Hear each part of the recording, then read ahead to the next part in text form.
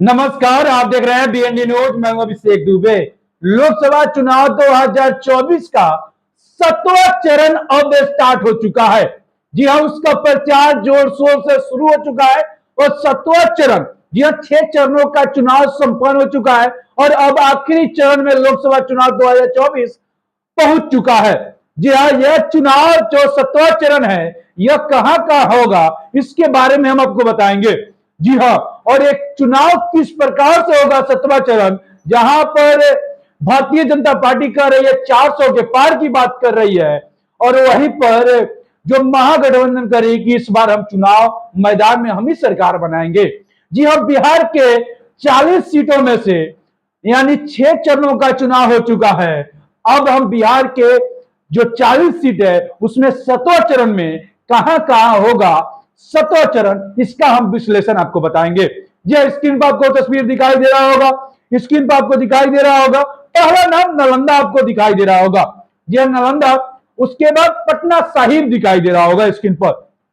उसके अलावा बात करें तो पाटलिपुत्रा होगा, आरा, बक्सर, सासाराम, काराकाट, जहानाबाद।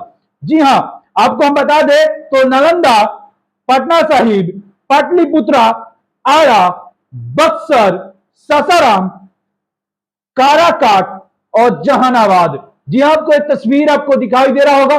यह जो है यह 8 जिलों में चुनाव होगा। जी हां, 8 सीटों पर चुनाव होगा। 7वां चरण, जी हां, 7वां चरण या आखिरी चरण, यानी कि उसके बाद 4 जून को रिजल्ट सामने आ जाएगा। जी हां, कि किसकी सरकार बनकर तैयार हो गई है, यह आखिरी यानी कि यह तय करेगा।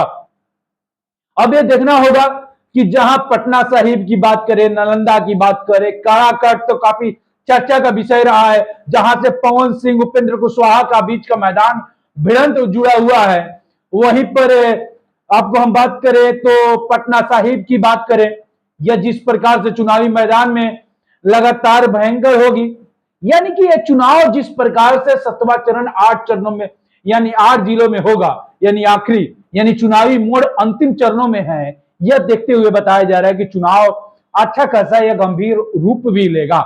जी हां, क्योंकि यह चुनाव अब अंतिम चुनाव है और पूरे देश में 7वां चरण समाप्त होगा। उसके बाद 4 जूनों को सबकी नजर होगी टीवी स्क्रीनों पर, यानी कि मोबाइलों पर, कि किसकी सरकार बन रही है, क्योंकि शाम शाम तक यानी कि आपको 4 बजे तक पूरी तरह से स्पष्ट हो जाएगा कि सरकार भारतीय जनता पार्टी यानी एनडीए की बनी या महागठबंधन आईएनडीआईए की बनी, यह समीकरण। तो हमने आपको बता दिया कि 7वां चरण है कहां कहां होगा। और आपका राय, यह वीडियो कैसा लगा, कमेंट सेक्शन खुला हुआ है, जरूर बताइएगा। आपकी राय महत्वपूर्ण है। जय हिंद।